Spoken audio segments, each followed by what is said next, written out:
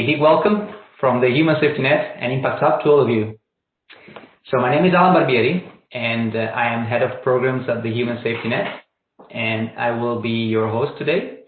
And we will be presenting a study that was conducted in 2020 in collaboration with Impact Hub. So the study is called Mapping Refugees and Migrant Entrepreneurship Ecosystems in Europe. It's quite a long title, I know. But it tries to offer an updated overview of the ecosystem migrant and refugee entrepreneurs belong to. And it had a focus on 10 countries in Europe. So we will have 4 speakers today, so please get ready for an interesting conversation with different points of view. But before going into the details and diving into the study, I would like to give the word to our first speaker, Emma Lusic. Emma is Executive Officer of the Human Safety Net, and she will tell you a little bit more about the Human Safety Net. Emma, the floor is yours. Thank you, Alan. I hope everybody can hear me. Good morning, good afternoon, wherever you're connected from. It's a real pleasure to be together, of course, even if digitally. Just a few words on the Human Safety Net for those of you who might not know us yet. Human Safety Net was created by Generali a few years back. We've been working on it, I think, 4 or 5 years now, and working in the refugee space at least 4, I would say. So maybe 3 years of track record on our programs. The purpose of the Human Safety Net is that of working with vulnerable communities where Generali is. So today it's in about 20 countries. And besides the refugee program, where we probably go deeper into that, we have another focus area which is very important to us, and it's about supporting vulnerable families with very small children, 0 to 6, working around the concept of early childhood development, so to try and change the beginning of the story so that you change the whole story, supporting parents essentially. So that's another big focus area of ours. Coming back to the topic of today. We're active in 4 countries with the refugee program, and when we talk about refugee program, it's mainly supporting refugees who want to set up a business for themselves, but also opening up paths for employability as an alternative. We are in 4 countries, Germany, France, Italy, and Switzerland. We work with 12 partners. I know some of you are here today, so welcome, and it's great to be working together, and thank you for all the work that we are putting in and we will be putting in. About 20 partners in terms of co-funding, and this is something which I think is also interesting in the light of the research that is discussed today. We've been working with over 1,000 beneficiaries, refugees who have crossed our path and that we've tried to support in different ways, and created up to today about 200 businesses. And those who work in this sector know how much this means, and all the stories that are behind each individual story or individual number, especially in this moment with COVID. So why this report and why this conversation today? Well, having been in this sector for a few years, we saw it from the very beginning when there wasn't a lot, honestly, serving especially this target within the context of creating a business. And what we've seen in the past few years is a flourishing of many different actors and a great effort also to coordinate between us. And I think, there is a maturity now in the sector, which means that it's great to be sometimes, sitting down and assessing where we are to see where the gaps are, what is working, what we're doing well together, where we could do more. And I think especially because of the experience of many of us, to say, what can we do together to make it even more effective and to provide this help in this context, which is even more difficult with the pandemic. So I hope you will find some useful ideas, and I hope that also on the back of this kind of reasoning and research that we do together, we could develop further partnerships and further cooperation, because I think together we could do more. And one of the tenets of the Human Safety Net is, of course, it was initiated by Generali, but we are very open to collaboration and to contributing to an ecosystem to be so that our work is meaningful and efficient within the bigger picture. So thank you to the friends of Impact Hub. Thank you to my team for leading this work together with Impact Hub. And over to Alan again to deep dive into the research, and then happy to take any questions that might come from the audience. Thank you. Thank you, Emma. Thank you very much. I'm sure this introduction was really useful to our audience. If I had to take like a key word or key takeaway from it, would be probably individuals and human touch that you're referring to remind that there's always people behind what we do. And for us, this is essential. But talking about our audience, we would really like to know a little bit more about you. For example, which country are you from? But I guess there's too many of you to ask around, so we actually thought of doing it in a slightly different way, and we thought of having a little game to start with. So if you could take your mobile phones, I'm sure you have them just close to you, and you can scan the QR code that you see here on the screen, right here, exactly, or simply you can type the website link as well, as you prefer. And if you do that, we will give you a minute, starting from now, to basically respond to a simple question. Oh, and keep that page open because we will play a little bit more later on. So once you enter there, you will find that question, from which country are you from? And just type the name of the country where you are from. And we will see a little bit, a few names of the countries coming up. We're seeing already coming up, Italy, Sweden seems to be leading the way with Germany. France, Argentina, Republic of Liverpool. Are we probably going to be able to cover the 5 continents? Maybe a little bit too ambitious, because in the end we're talking about entrepreneurial ecosystems in Europe. Switzerland, Argentina, Syria, Colombia.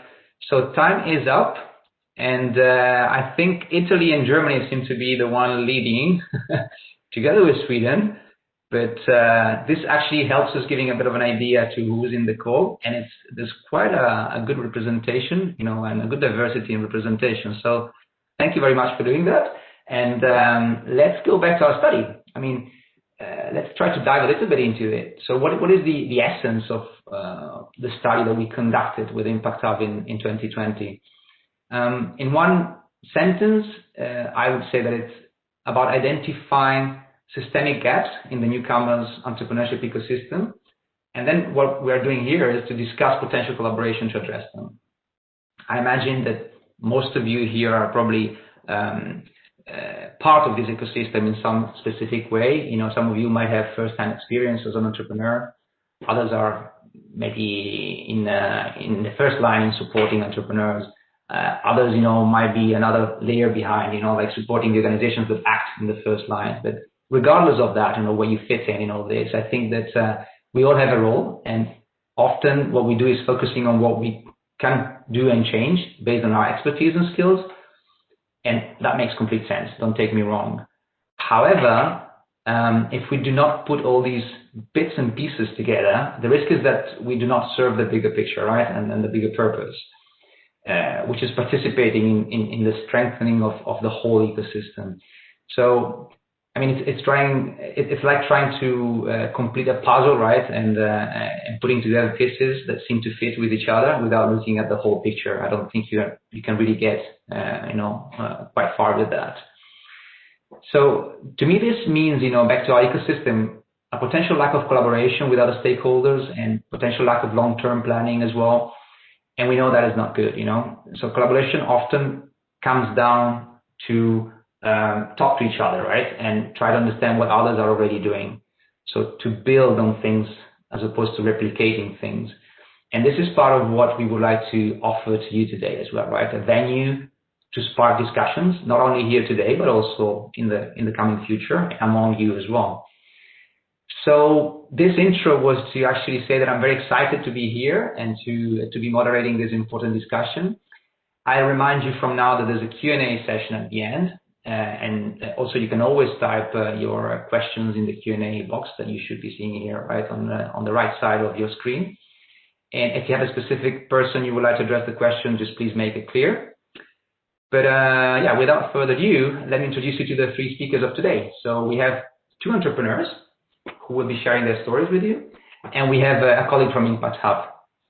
So Anas Al-Haj is a founder of the Agro-German Oil, based in Germany and originally from Syria, our first entrepreneur.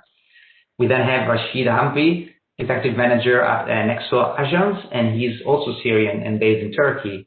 And then we have Peter Skvarin, who is the Global Partnership Director at Impact Hub. And please do accept my excuses for the pronunciations of your names. I'm sure I got them wrong. So, Anas, I guess, could you be able maybe to tell us a little bit about you and your journey as an entrepreneur? Because I'm sure settling in Saarbrücken and starting a successful business presented some difficulties, right? So could you tell us a bit about those and how you managed to overcome them? Okay, hello everybody. My name is Anas Al-Hajj. I come from Syria. I'm 41 years old, husband, father of 4 children, and entrepreneur. My mother tongue is Arabic, and I also speak English and German. In Syria, I had a company for cold-pressed oils from seeds and kernels, which were processed with the German machine system. The brutal bombardment by the Assad regime on Aleppo destroyed the largest industrial city in the Middle East.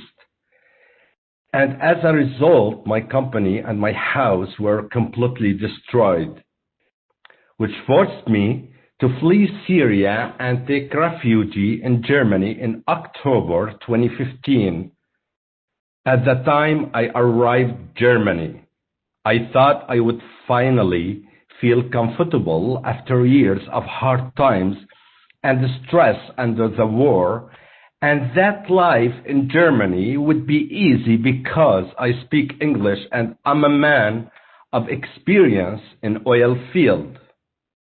But the reality was different, and I was shocked in another way. I found out at the time that I have to learn German to achieve my goals in oil field.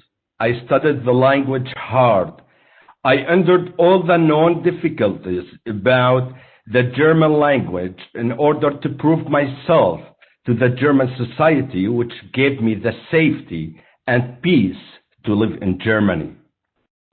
In the end, the decisive moment came after learning German and getting a language certification when the employee in charge of me at the job center, a German federal organization to support unemployed people, said, "Congratulations, Anas.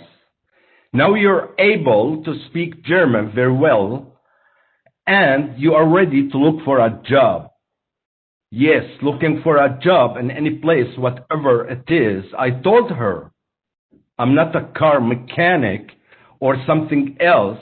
What about my experience? What about the dreams that I have? German market needs me in field of oil, and I can do something good. She said, I'm sorry, Anas. You have to find a job quickly because it is not possible here in Germany to work in your field. Despite the feelings of sadness and oppression that I experienced at that moment in my life, and despite the pain I felt and which I didn't feel even under the war, I was able to convince myself that I at least live in a country where there is no war. And my children go to school every day and they will have a wonderful future in Germany. I found a job at Ford Motor Company for a year. And in that year, I never forgot the words of the job center employee. And I haven't forgotten any of my dreams of working in the field of oils. I have always believed that the high quality seeds in the Middle East will find their ways to Germany as oils according to the German quality standards because I'm an expert in German machine system.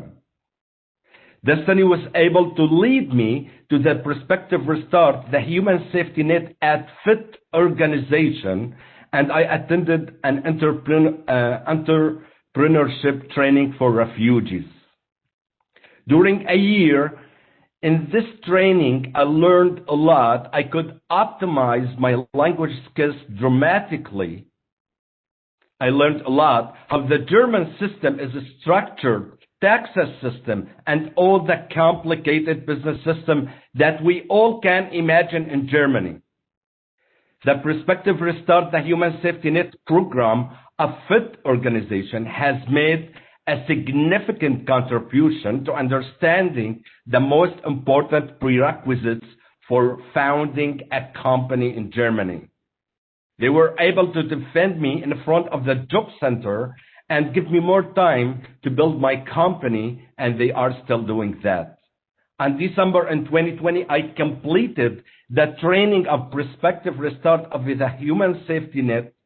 I have developed a realistic business model, and I won the prize of the best business idea for 2020 in Saarland. I have already started the business part, which is becoming extremely complex as it is an international foundation based in Saarland. FIT organization was also able to establish a contact with a German cosmetic company. This company is interested in working with me and needs the business plan to establish a business partnership, and I'm working on it with a great team here in Germany and Turkey. And I'm ready to work with more investors in many countries in Europe.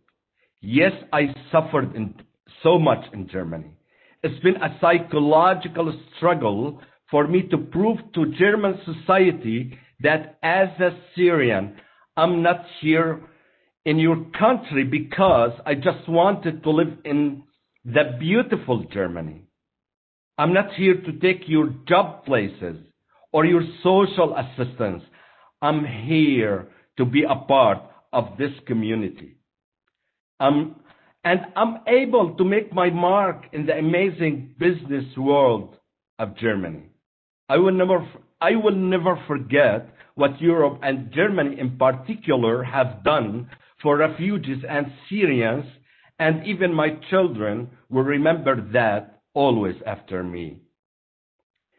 At the end of this speech, I sent a message to the youngs in Europe.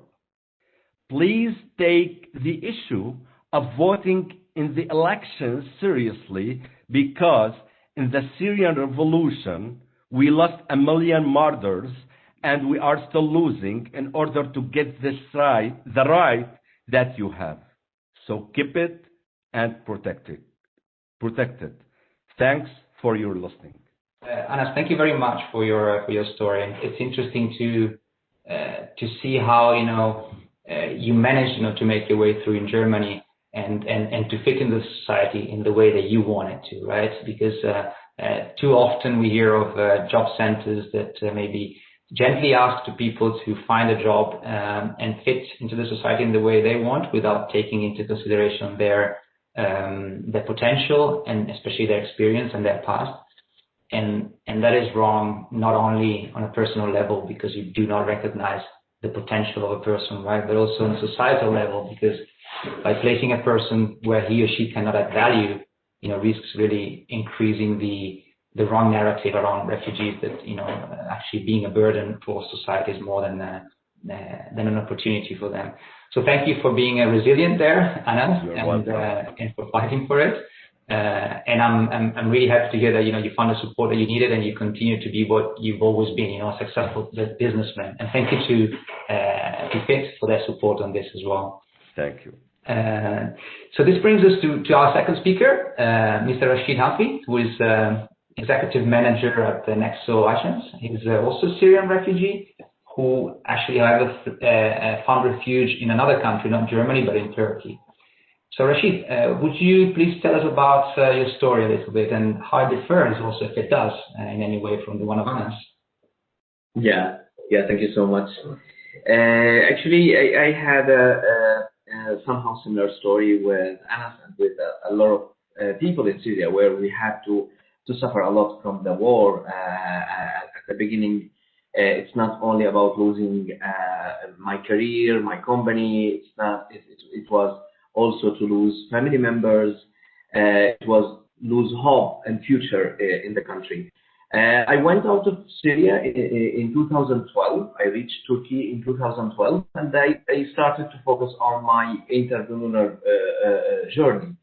By 2013, I was able to form a company with the help of some other companies out of Turkey, and this company became with a good team and a hardworking team, also entertaining team. We built a good venture providing services in the media field to a lot of Turkish companies.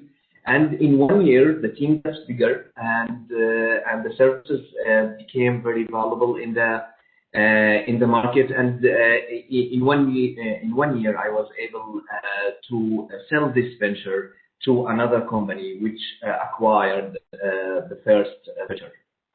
Later on, by the end of 2014, I started another journey in Nexo Agents. I moved to another company, Nexo Agency. I made my own company again in digital marketing, and I was able to also make this company successful and working well with a good team. And we participated in several projects in Turkey, focusing on the digital marketing services.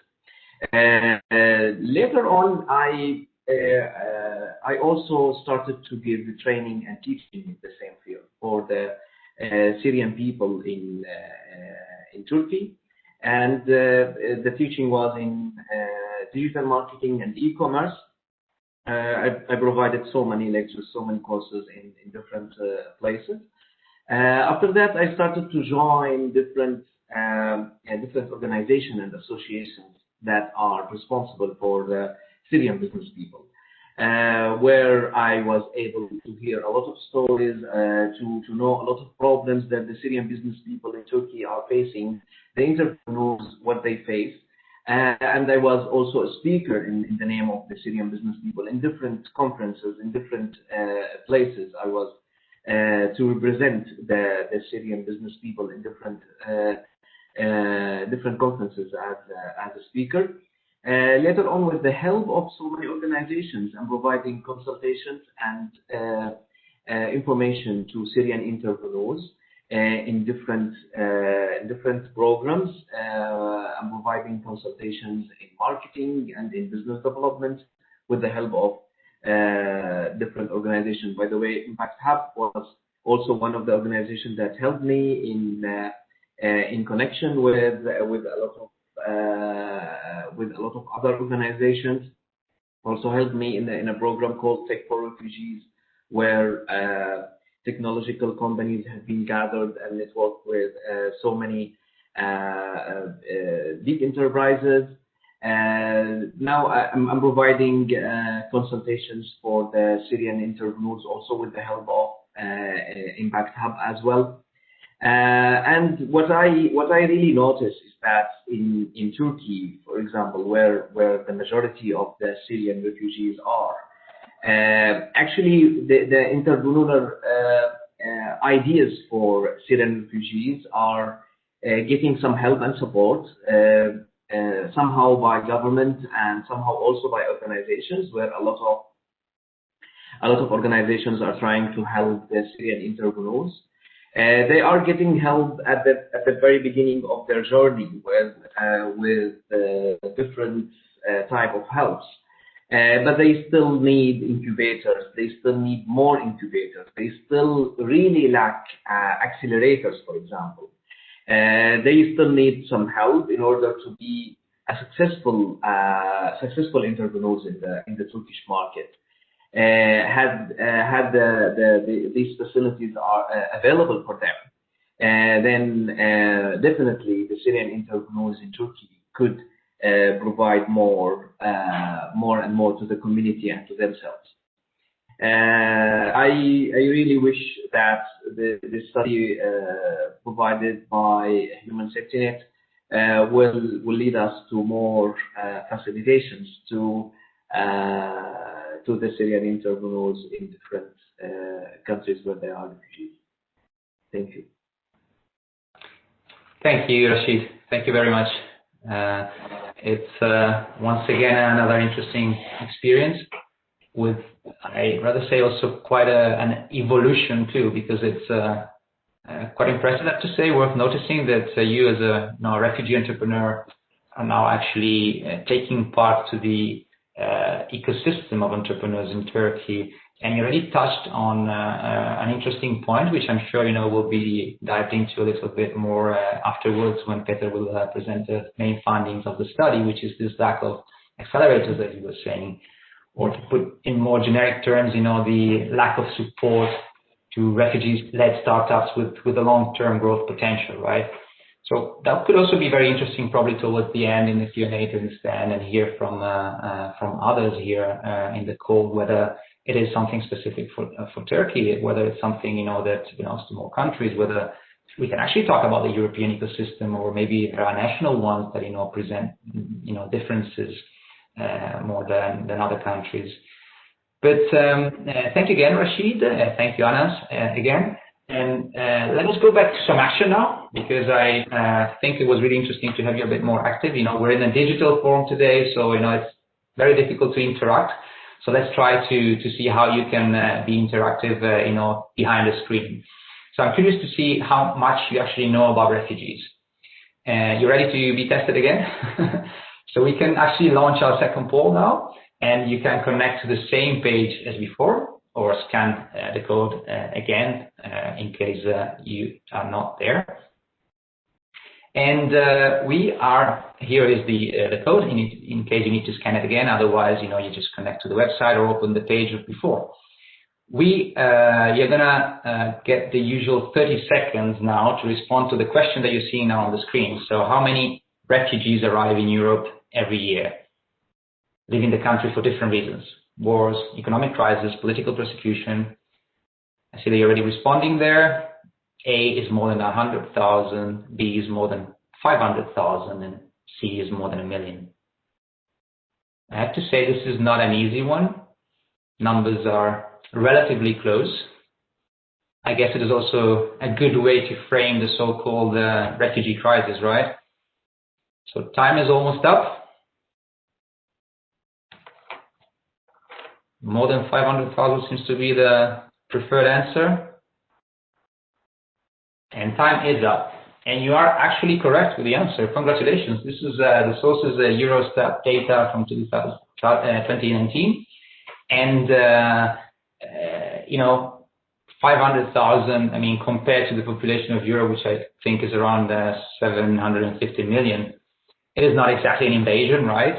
But still, that gives us the idea of, the numbers and we're dealing with here. And I think it is utopic to think that the trend will drastically reverse soon. So it's good to see that there's so many people here today interested in the topic, because there is action needed, actually.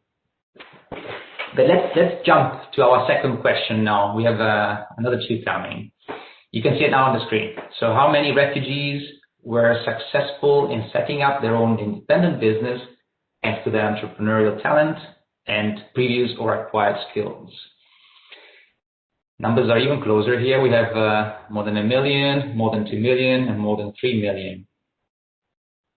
I think it could be tricky too here. You're going to have the usual 30 seconds. And we're actually going to see whether is it true that newcomers tend to be more entrepreneurial than natives?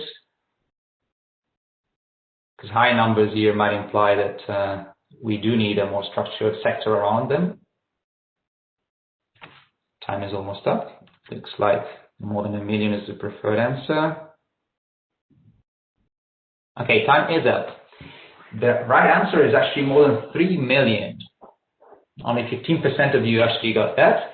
And the source is the missing entrepreneur report on 2019 also. So this is, I guess it's quite interesting because it shows us that there should be no demand problem, right? Quite a big pipeline, isn't it?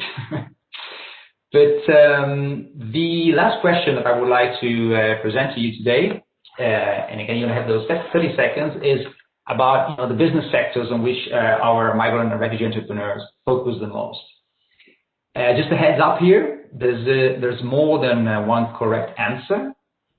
And also, if you want to discover more about it, I do actually invite you to read our study, because that's where the answer comes from, and that's where all the information lies.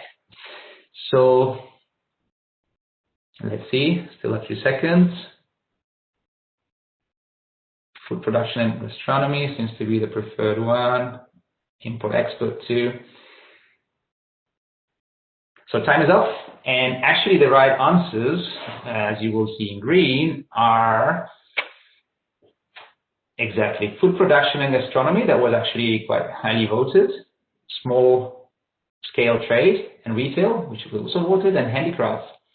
And then integration related services for fellow refugees and migrants that was not seen as a as a good answer from most of you.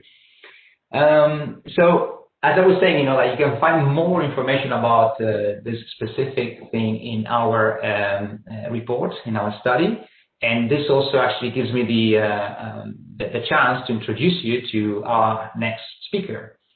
So I am very happy to welcome Peter Skvarir, who's, as I said before, the Global Partnership Director at Impact Hub. And Peter will present the main results and the main findings of our study. So Peter, the floor is yours.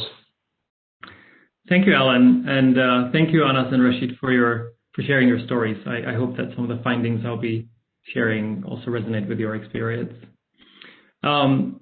Just before we begin, I'd like to briefly introduce Impact Hub. We are a global network of entrepreneurial communities, support programs, and spaces that are designed for work, events, and collaboration. We support more than 16,000 entrepreneurs and innovators in 100 cities worldwide on their journey from an idea to impact at scale. And our communities and programs include entrepreneurs from a variety of backgrounds, including migrant and refugee entrepreneurs. First, let me share why Impact Hub and also the Human Safety Net have worked together and why we focus on newcomer entrepreneurship. First of all, we see entrepreneurship as an effective way to include migrants and refugees. And in this report, we have decided to use the term newcomers because it's more positive and welcoming in local economies. In fact, newcomers are more likely than native entrepreneurs to start a new business, although they do face lower survival rates than the native businesses. Also, the UN sees entrepreneurship as one of the long-term solutions needed to address the consequences of large movements of forcibly displaced persons. We also see this, as already mentioned, as an opportunity to demonstrate that newcomers really are productive contributors to their host communities and economies. And finally, economic opportunities for all is very much on top of the UN 2030 agenda, as well as the post-COVID economic recovery. The objectives of our project were to really map key actors that support newcomer entrepreneurs in 10 markets across Europe. The list isn't completely exhaustive, but we still hope it's useful for you all. We also wanted to collect practitioner insights, both on the level of the newcomer entrepreneurs, as well as on the level of organizations that support them. We wanted to also collect good practices, both on the level of specific programs as well as the wider ecosystem, and also highlight opportunities that support for newcomer entrepreneurs can be strengthened, again, on the program and ecosystem levels. This was a qualitative research which was conducted in the first half of last year and included just review of existing academic and grey literature, and also through local impact hubs in those countries. We've conducted 35 in-depth interviews with various types of organizations that support newcomer entrepreneurs and collected there. And we also collected our own insights from the work that we do. This project focused on 10 markets across Europe, and you can see the list here. So when it comes to the key findings, we have structured them in these 5 different categories.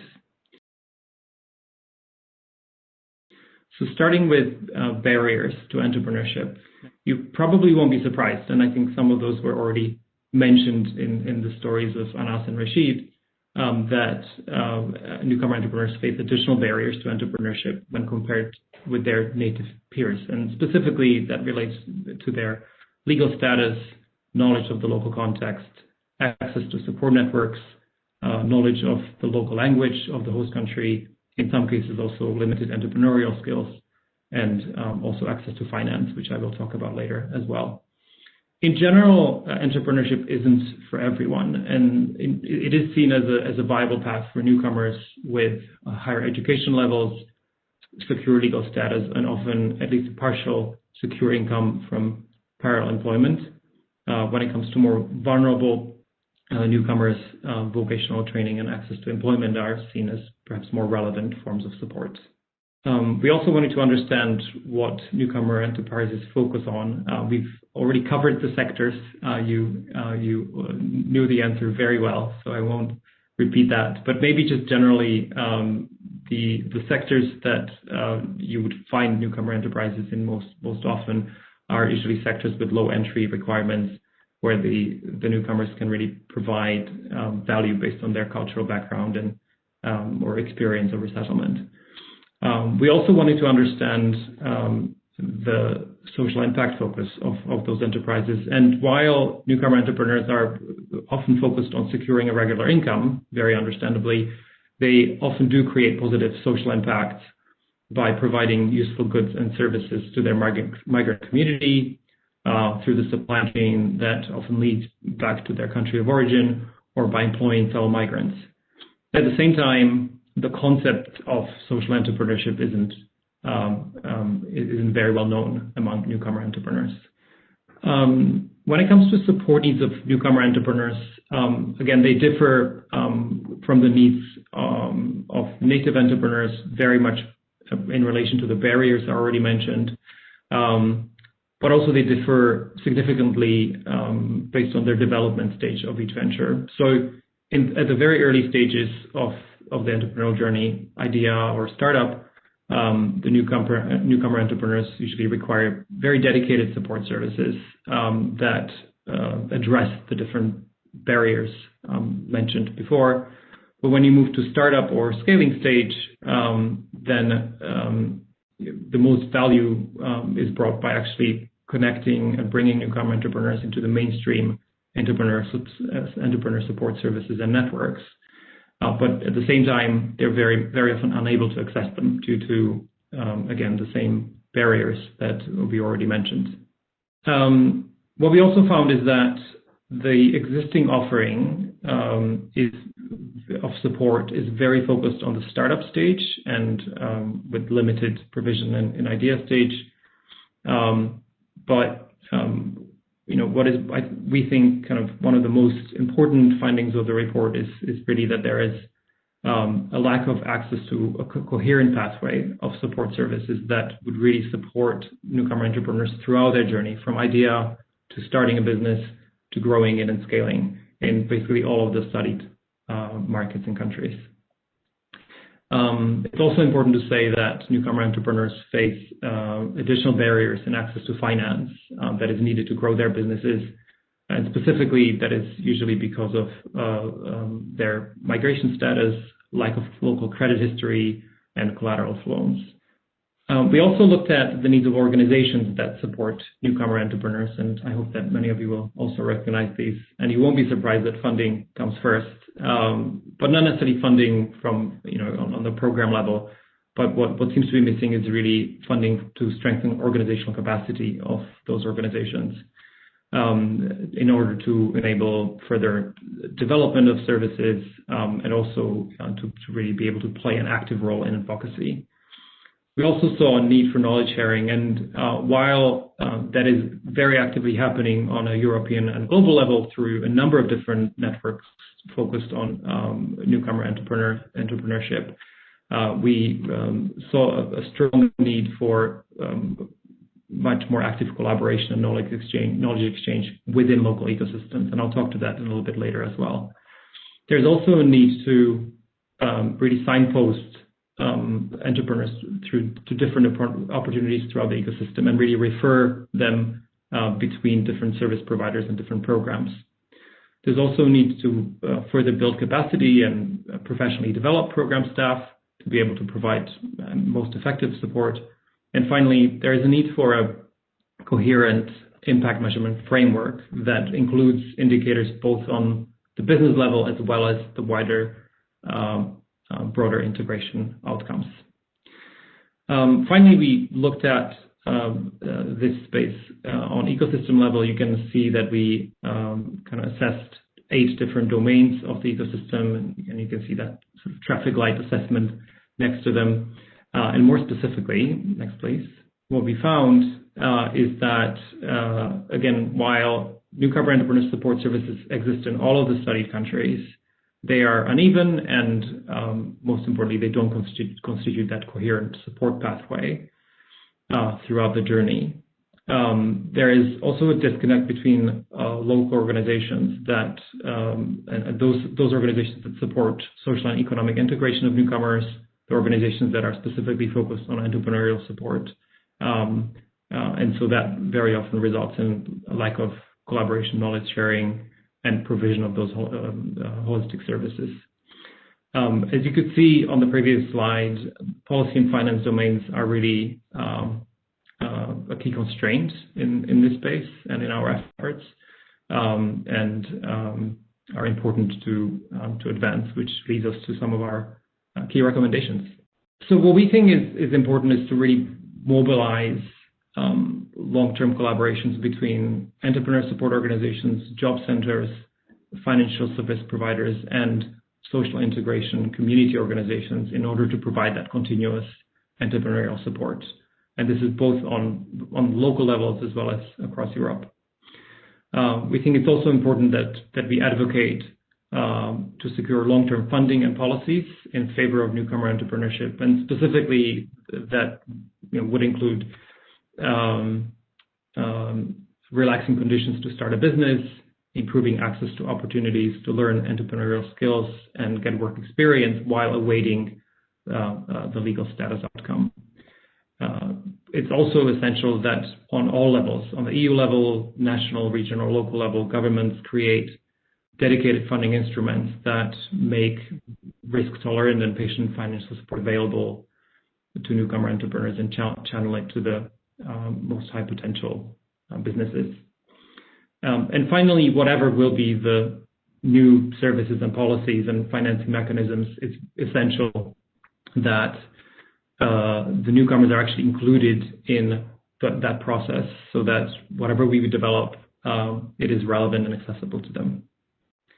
On the program level, the good practice seems to be that, again, at early stages, the programs provide really targeted services related to the barriers faced by newcomer entrepreneurs in terms of language, legal, and other aspects.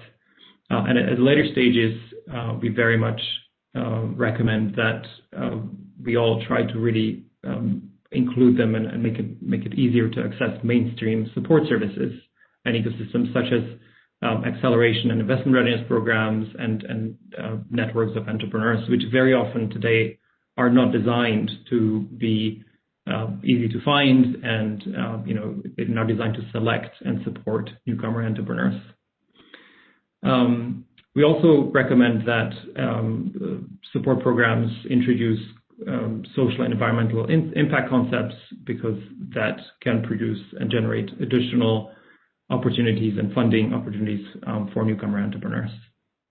And just to close, what you will also find in the report is really a number of good practices. What we have found throughout the many interviews we had is that there really is an emerging body of good practice when it comes to what works in supporting newcomer entrepreneurs. And you will find a number of practical insights that you can use either if you're trying to advance your program or build or support a new one. Again, those practices are organized in the report on the program level and ecosystem level. That, I think, will be all for now. Thank you, and let us know if you have any questions. Thank you, Peter. Thank you for the great work, and thank you, Impact Hub, and so all your colleagues that were involved in the work for conducting the study. We know it was a difficult year to do it, but we also know that when the virus actually started hitting, we realized that the study was probably needed even more. So, we did advance on that, and we decided to take it to the finish line. So thank you again, Peter, for this. So I guess the conclusion of the study, as Peter was saying, is that it concluded really with concrete recommendations for building a more coherent pathway of support for the entrepreneurs, from startup to growth stage, so to cover the whole journey. And then it highlighted also the need of offering more support of the business, especially after their launch, to boost the resilience and the potential to grow. So what are the next steps now? First of all, we're doing quite well with time. So, I guess that's also going to help us having a little bit more time for Q&A and to hear also from you, because that's actually what I would like to hear, what are the next steps? On our side, before, leaving the word to some of you, we now have, more than 30 partners, I think Emma was mentioning in the beginning, that we're working with. And, we're looking out for more, for sure. Partners interested in covering some of these missing pieces and co-create, starting from existing initiatives if possible. That would be even better. And, we are on our side investing in the sector, and we will keep on doing so for the coming years. We launched Scale Up Impact, which is in 2020, and we're running the second edition this year, which is a multi-year strategy for amplifying social impact for aspiring entrepreneurs, but also for our vulnerable families, which is the other thematic areas that we were mentioning before. And I'm mentioning this because we're really building on the vision of creating an open net, and so we're joining forces with dozens of companies, foundations, agencies, co-investors, and to us that's really, really important. So there's much more on our side, many plans for 2021, and also on leveraging the assets of Generali core business, for a greater social impact. But I think it would be really nice now to hear from you. If there's any curiosity from any of you there in the audience on the study or on the stories you heard, or any idea on how to spark collaboration in the sector. So I would just stop now and see if there's any question coming.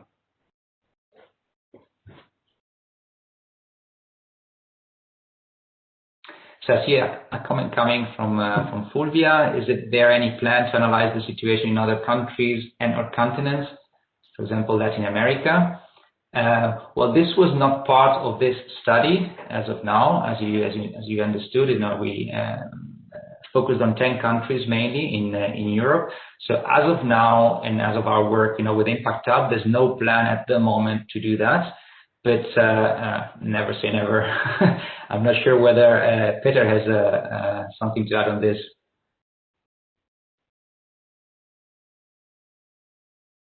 I'm sorry, I was responding to a different question in the chat, and I missed this. No problem. No, the answer was already given to Fulvia. So no, at the moment, Fulvia. Any other question that you can write, or? I guess you can also be unmuted, I think, if you pose a question, because if we're all too shy to pose a question, I would actually have a curiosity. Oh, there we go, Victoria. Is there one country in particular in Europe that you look to as having many best practices? Well, I would say I will leave this to you, Peter, if that's okay. Sorry, I missed the question. Can you say that again? Is there one country in particular in Europe that you look to as having many best practices? Not really. Actually, I think what we've found is that there is a ton of good practice across all of the countries. There isn't one that's particularly more advanced than others. They of course do have different they do have different contexts, and so the practice relates to that. But there isn't one particular country that would be better than others in terms of entrepreneurial support in the newcomers. I'm taking another question, and then I also saw that they were mentioning to me that there were other questions in the chat and not in the Q&A box. So sorry, I was looking at that mainly, but I'll start taking the question from Beth. What has been the impact of COVID-19 on incubators, accelerators, and support services? Well, I can start maybe replying on this on what we've seen as the human safety net. We saw, of course, a huge difficulty for all our entrepreneur support organizations during the year of COVID. because they mostly had to stop working in the way that they knew how to work. So they had to all of a sudden start working in our digital way, and then for some of them it also started becoming a blended way, so digital a bit in person. And while some of them were already used and prepared to do so, others were not. So for some of them it was much more complicated, and they had to stop some of the services. And that is why also we, as the Human Safety Net, decided last year, to support, basically to grant a so-called COVID-19 support, for our partners, because we knew it was needed at the moment. So on top of having some financial support in terms of grants for them, we also made sure that we would serve them with some non-financial support too. So we actually launched a digital acceleration technical assistance, that was given through our colleagues at Generali and through other partners that we just started partnering with, to support basically our partners to start working with in the digital space much more efficiently, and not only therefore like giving them the opportunity to do so by funding them, but also supporting them in the way to go and do that. Then I'll go at the chat now.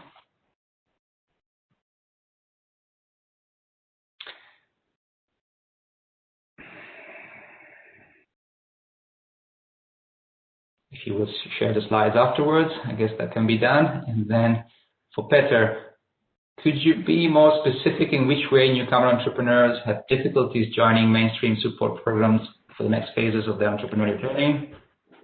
Sure, great. That's the one I was typing. So basically, and thanks for that question, Anya. There are a number of factors. First of all, it may not be easy to join existing networks if you don't have the right connections from within those networks in the first place. This is where that kind of social network building is essential in programs that support newcomer entrepreneurs.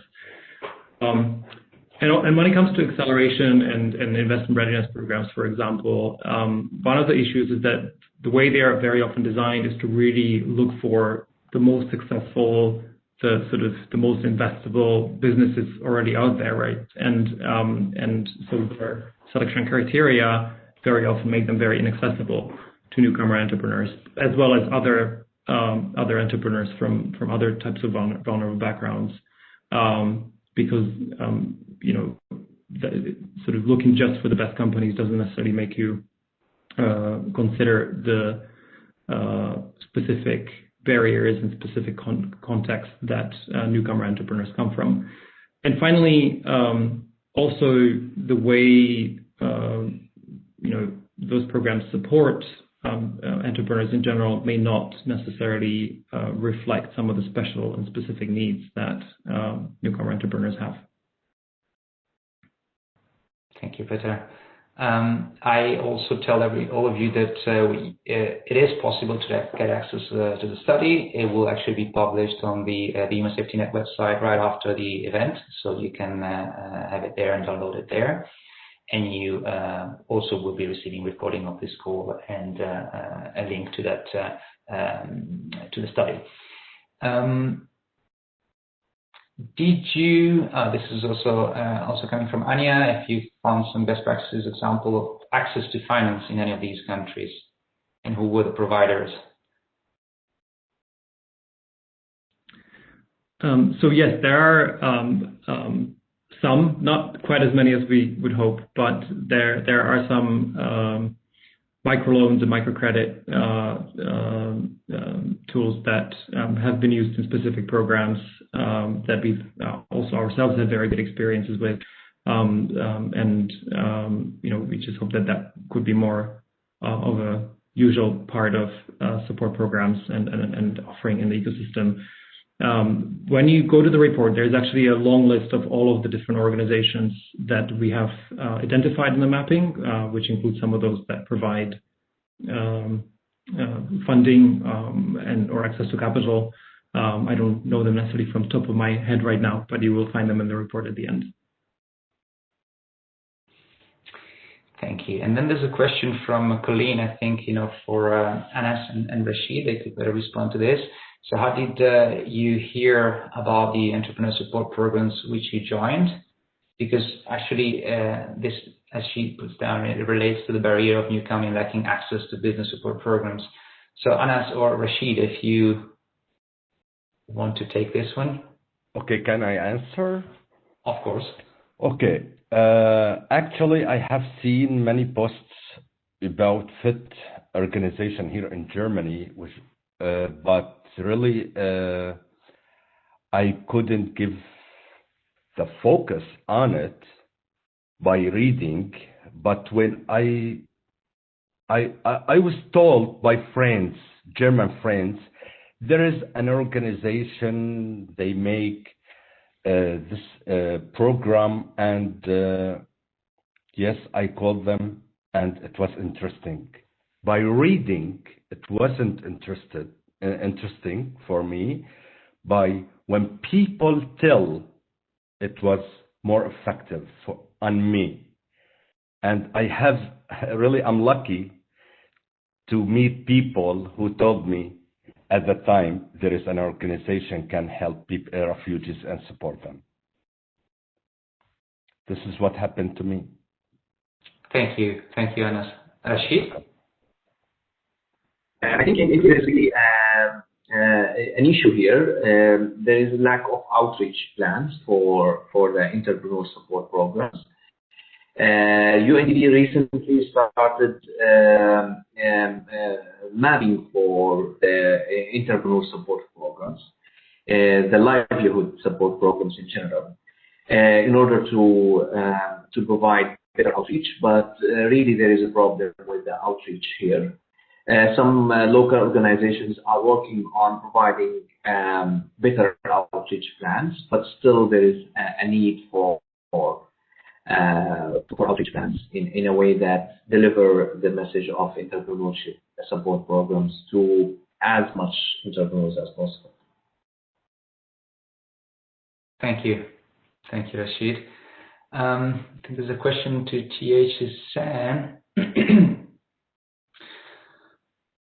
Actually, there's whether we plan to develop impact investing activities to support entrepreneurs not only with grant and non-financial support, which is already a lot, but with equity and debt instruments. So there's lots of, as I was mentioning before, there's lots of planning on our side for 2021 and the coming years too. And just to try to frame a bit the answer to this question is that we first, we're 3 years old, for everyone to know as a foundation, so relatively young still. And we first wanted to really get our programs, up to a quality level where, we thought that, they could be scaled up. And this is what we reached now, after the first 3 years. And that's when we started working on this scale up impact approach that I was telling you before. So by, making sure that we support in a multi-year and a long-term view our partners, because that's also part of this strategy, like multi-annual, financial support and multi-annual non-financial support to them. And this is now running, and this is something that we want to keep on having and scaling even more. And on top of this, of course, I was also mentioning now that part of the plans is really to make sure that we can put at the disposal of the social sector as much as possible the assets that we do have as a foundation, having the core business of Generali leveraged as much as possible. So yes, the answer is that there are plans, and there are more than plans, to start working on different financial tools, and to look also at how to leverage really the role that Generali can have in supporting the social work in the community that we're doing with the Human Safety Net. And then, how does or would THSN involve public authorities across Europe to ensure a more favorable environment for newcomer entrepreneurs? Well, I guess this is a very good question, because this is a question I'm asking myself too, meaning that, as I mentioned before, we are working in this specific sector with, 30 plus partners already of different kinds.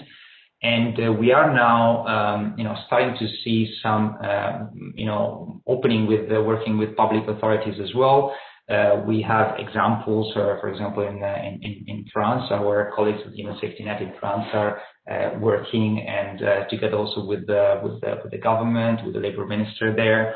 And we had already some discussions at European level with the European Commission to understand, how to work also on that advocacy and policy piece. But this is to say, and it goes back to what I was saying before, at the beginning of the next steps. We are aware that this is needed. We are aware that, conducive and favorable environment for newcomer entrepreneurs is needed. And we would like, and we will try to put at disposal, our strength, in terms of advocacy as well, to work on that.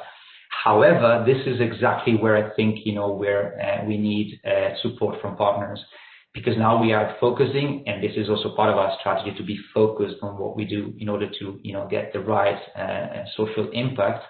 And we are focused on specific thematics, and we're focused like in supporting entrepreneurs and incubators in specific areas. We would like also to get to know whether there are other organizations that are actually already working, more on a policy level, which we've seen actually that, together with finance is one of the two domains in the ecosystem that actually is, need to be really strengthened. And whether any of these actors would like, to start collaborating with us in order to try to respond with a more systemic way to the needs that are there. So the answer is yes, we're trying to do it, and yes, we're looking out also for partners that really want to support us to do that. And if I could add, I think this is really an opportunity for us to collaborate across all the different organizations in this space.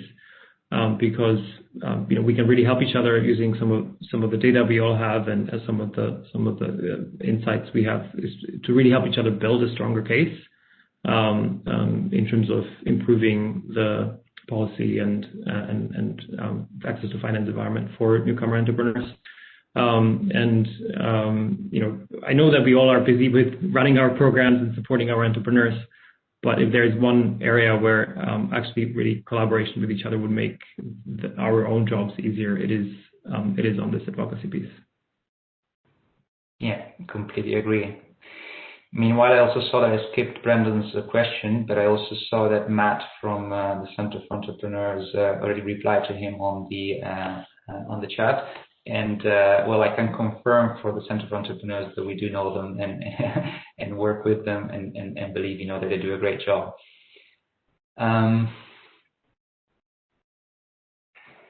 then from Ana Maria, the report seems to have captured the most common challenges the refugee entrepreneurs face, but the solution is very unique in each country. I'm glad you're thinking about leveraging Generali's or THSN influence to help in these areas with local authorities. Yes, and on this point, actually, Ana Maria, I think maybe also with Peter, because I always, of course, the findings of the reports are quite clear, and as you said, they capture the most common challenges. But I would really like, and then maybe also thinking at Rashid, that has an experience there in Turkey. Would you say, and this is a question I pose to everyone, I don't know, maybe Peter or Rashid would like to take it. Would you say that we can actually talk about a European ecosystem, or rather more different national ecosystems? And why do I ask that? Because, things that might work in Turkey might not work in Germany, or, are there some ecosystem level things, that we can work on at a European level? Because, if you think of this advocacy piece, that we're just discussing now, that could work at that level, right? But when you start working more on intervention on these domains that we see, right, the other ones, on the market, the finance, and is there a possibility, you think, to work at a European level, or should we look more at national consortium, or national task forces that will be more effective? I think the bigger the level, the bigger the value. Working at Turkish level is not like working at European level. I guess giving the opportunity for an ecosystem where a refugee entrepreneur can have access to wider network is definitely better.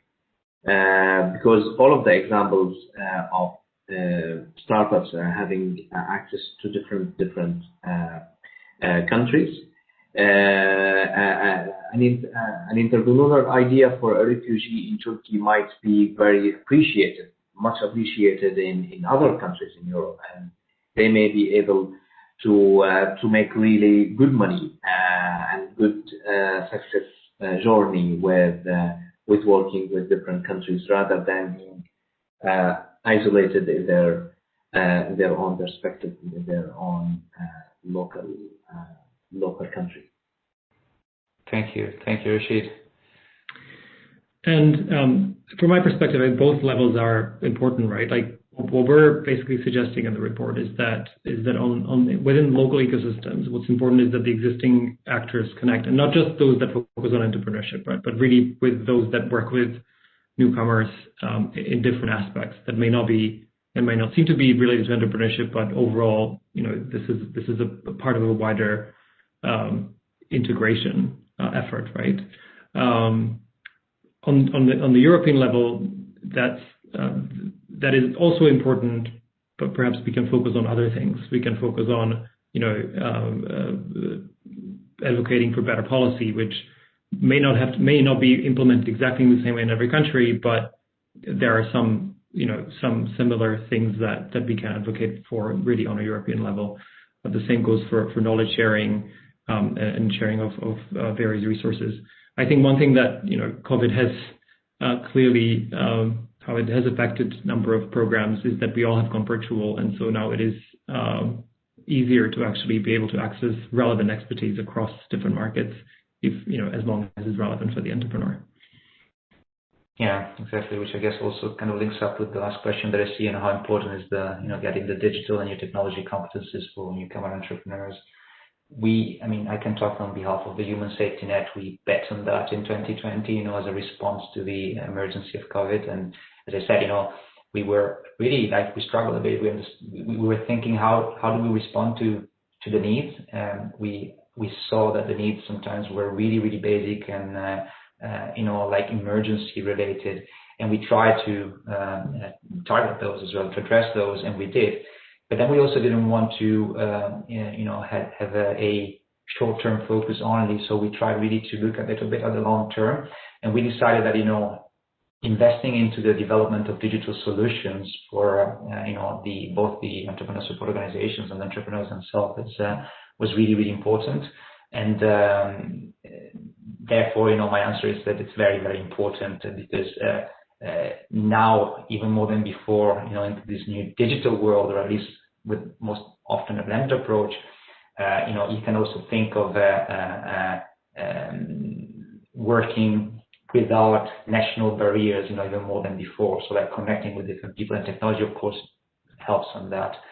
I would also actually turn this question maybe to, again, Anas or Rashid, maybe Anas. How was, or is digital or new technology competences, according for you, important for what you did in your own experience?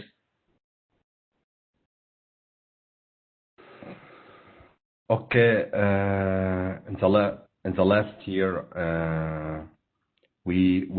I did a presentation to present my business idea, and we did it digitally.